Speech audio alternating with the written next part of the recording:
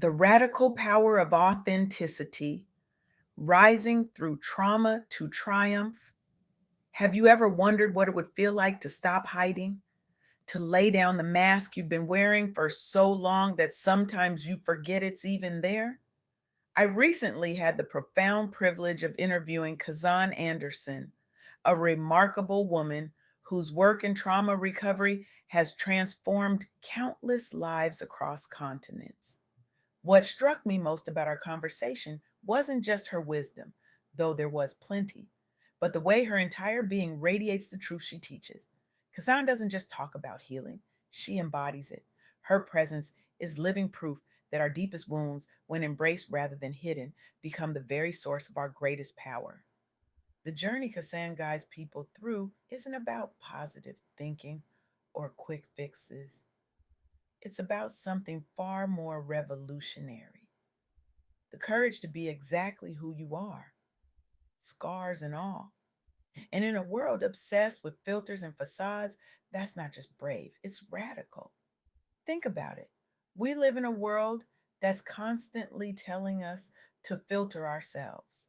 Especially as Black women, we're taught early that survival means being twice as strong, twice as composed, twice as perfect.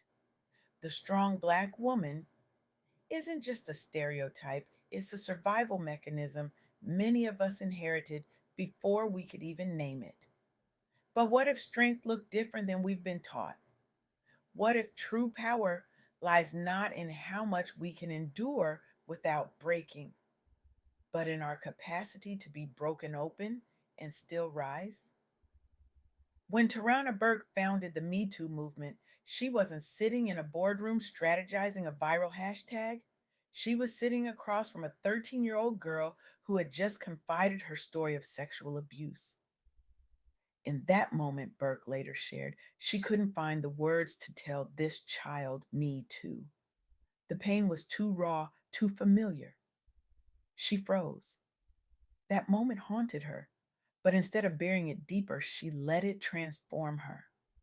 She created safe spaces where survivors, especially women of color whose stories had been systematically erased from mainstream conversations, could speak their truth without shame, without fear. What began as grassroots workshops eventually exploded into a global movement that has held powerful abusers accountable and shifted conversations about consent from college campuses to corporate boardrooms. But here's what's easy to miss: the movement's power wasn't in its size, it was in its authenticity, its willingness to name what had been silenced, to make visible what had been hidden. This is what Kasanne Anderson understands so deeply: that healing, real, lasting healing, begins with the courage to be seen, not the polished, perfect version of yourself, the real one, the one with the messy story, the one with the scars. Because those scars, they're not just marks of what you've survived, they're maps of where your power lives. Dr. Thema Bryant knows this truth intimately.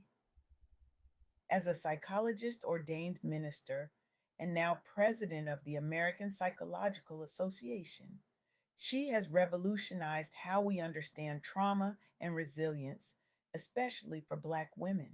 Her own journey began with displacement, fleeing Liberia's civil war as a child. That experience could have remained a private wound.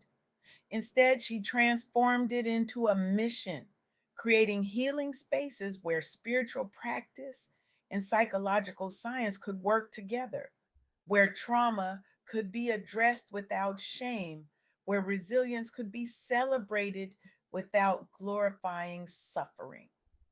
What makes Dr. Bryant's work so powerful isn't just her credentials, though they're impressive. It's her willingness to model the vulnerability she invites in others, to stand before audiences not as a perfect expert, but as a whole human being who has known both wounding and healing. Through her podcast, her writing, her speaking, She has helped destigmatize mental health care among Black communities by showing that seeking help isn't weakness, it's wisdom. That authenticity isn't risky, it's revolutionary. This is the second lesson Kasanne Anderson's work illuminates so beautifully. Authenticity doesn't just heal you, it creates ripples that heal others. When you dare to speak your truth, not the sanitized version, but the messy, complicated reality, you give others permission to do the same. You create a crack in the facade of perfectionism that suffocates so many of us, especially those of us who've been taught that our survival depends on being twice as good, twice as strong, twice as unbreakable. But here's the thing about being unbreakable, it's exhausting and ultimately it's impossible. We are human. We break, we heal, we break again. And in that cycle of breaking and healing, we discover parts of ourselves we never knew existed. Consider Tanya Lewis Lee. As an attorney married to filmmaker Spike Lee, she had access to resources and health care that many Black women don't.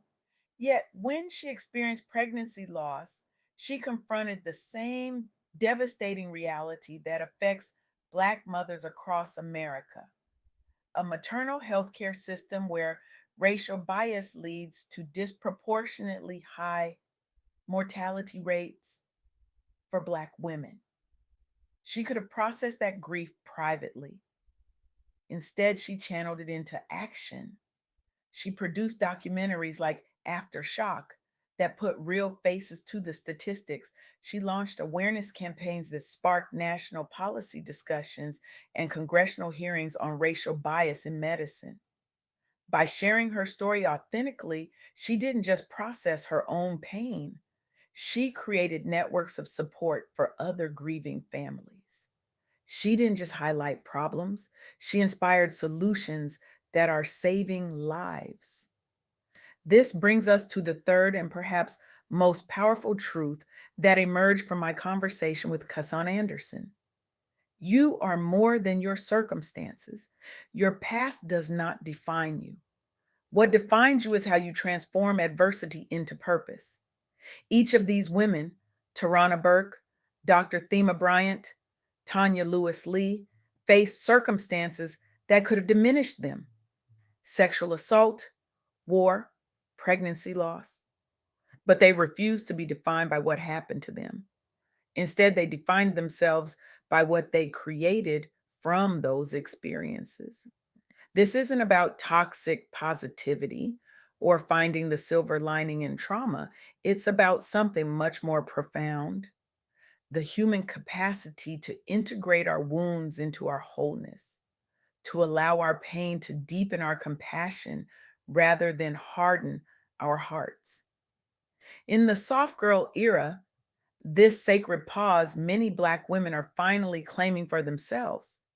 This integration becomes not just possible, but essential.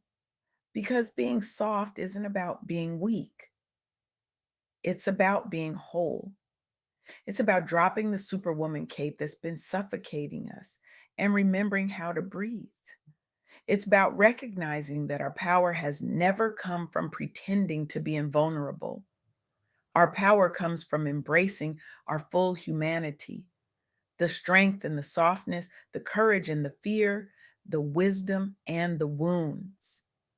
As Kasanne Anderson so powerfully articulates, resilience isn't about bouncing back unchanged.